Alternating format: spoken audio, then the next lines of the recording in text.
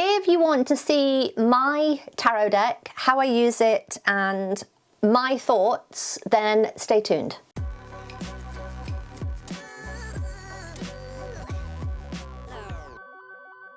Hello my planner pals and welcome back. If you're new, hi, I am Di, this is Creative Karma Design, and I kind of said in a previous video that I was going to do some more tarot content, and here it is. So I'm going to go through the deck that I use, my thoughts on the deck, and just some things that you might want to think about, and just sharing is all I gotta say. So when I first started reading tarot, I use the Rider-Waite deck, the traditional Rider-Waite deck. I hated it. For me, it was just too masculine, I think is the word for me. And also for me, and again, you know, you've got to choose a deck that speaks to you. I had a girlfriend, Willow, who this was one of her decks. I have since bought my own, but this was the deck, one of the decks that she used. And I fell in love with this because to me, it's very intuitive. So this is the Spellcaster's Tarot. And for me, it is super intuitive. So all of the cards are, I'm gonna say they're just gorgeous. They're just gorgeous. Now, the one thing for me that is different about this deck, and there are a few similar, is in this deck, as you look at the swords, pentacles, wands, and cups, usually in a traditional deck, the swords are air and wands are fire. In this deck, they are flipped. Wands are air and swords are fire, which for me makes sense because swords are forged in fire. That's why it always made sense to me. Swords are forged in fire. Now I know that you hold them in the air or whatever. Swords are also destructive. They're also protective.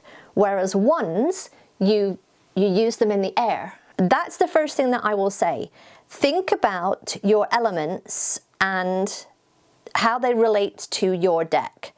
Are you a swords are air, wands are fire, or are you the opposite? Swords are fire, wands are air, because that's going to influence the deck that you get. It's perfectly fine to be flipped. The deck needs to be intuitive for you. And I knew this was the deck for me when my girlfriend asked me to do a reading for her using her deck, and I literally nailed it. Like the whole thing it was just, I could literally look at it and know everything that was in here, everything. So yeah, so that's the first thing that I will say. Find a deck that speaks to you. Traditionally, they all say like, oh, you should be given a deck, you should be this, you should be that. How about no? If I like a deck, I will go out and buy my own deck. Thank you very much. I don't need the rules that you are imposing on me. I just don't. And all I did, and all I still do, really, to this day, is I come in, I shuffle my deck, and I literally just turn a card over, and that is my card of the day. And I generally, for me, will be like, okay, what does this mean to me? What's standing out to me about this? And how does it make me feel? Okay, this is the Six of Wands. So for me, it's air. This is an air card. So how does that make me feel? I know the element of air. And you've got the 5 girls here at the bottom, all holding their wand up to the one person. She's got the hawk on her shoulder.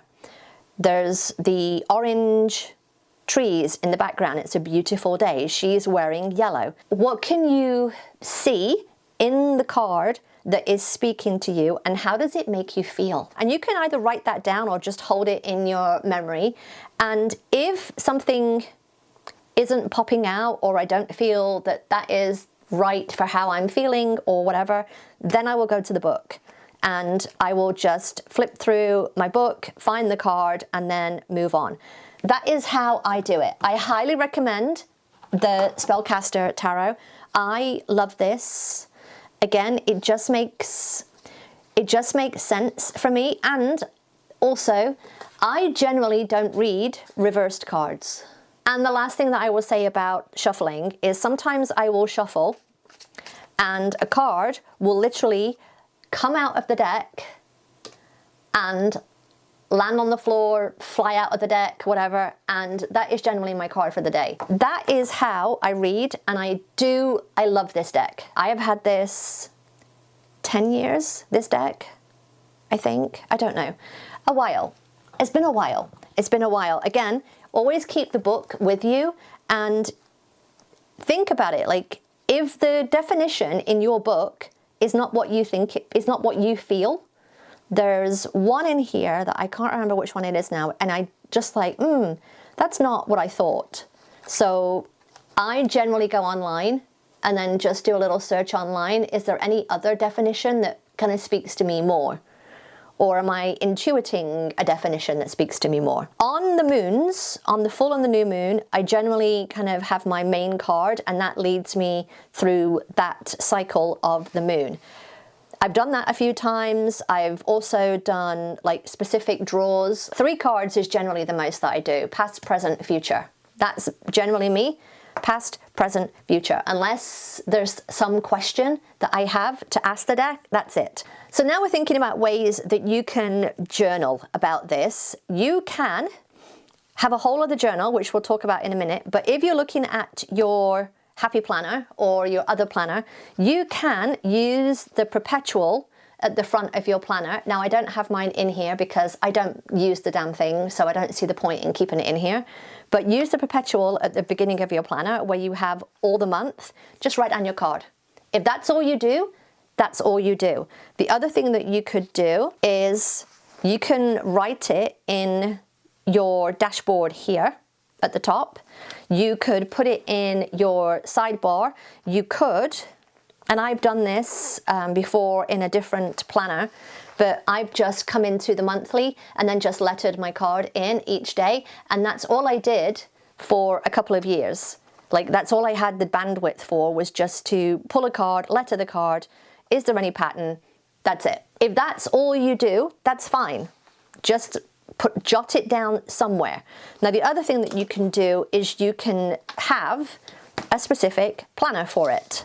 And I've got a couple here. This is just a bound one, and I will link this, but it's just a bound planner, planner notebook.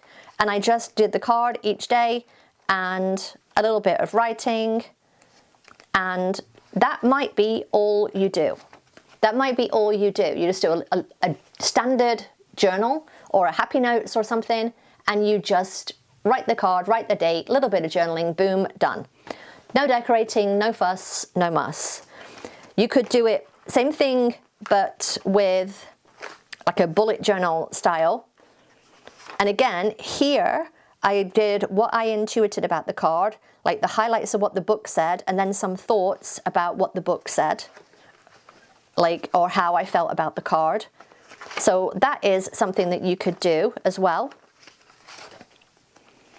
A lot more writing in this, and I do miss this style. I do miss this style. Might be something I'm going back to. And then last year I did it like this, which was the horizontal, and I just did the card in big writing and then decorated the pages, card in big writing, and then just a little bit of writing in the journal, the journaling bit. But I also had the moon pages. These are from the Ritual Planner, R-I-T-U-A-L planner. So I had those, the full moon, the new moon, and I think the star signs were in this as well. Yeah, the star signs are in it as well. And then this year I've gone to a skinny, and I'm just, again, doing the card in bold and journaling about the card each day. And it could just be a little something from the book. It could just be what you intuit. It could just be something, just some journaling. I didn't think that the cards were right today. I will leave links to everything that I can down below, but I love this tarot. I love this tarot. So highly recommend, if you're looking for a tarot deck, I love this one.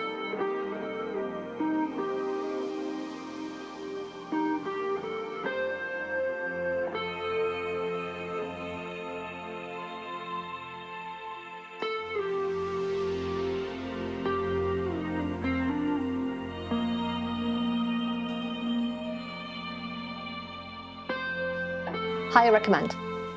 All right, I hope that you enjoyed this. If you did, give me a thumbs up. Don't forget to subscribe if you're not already. I'll see you next time. Bye.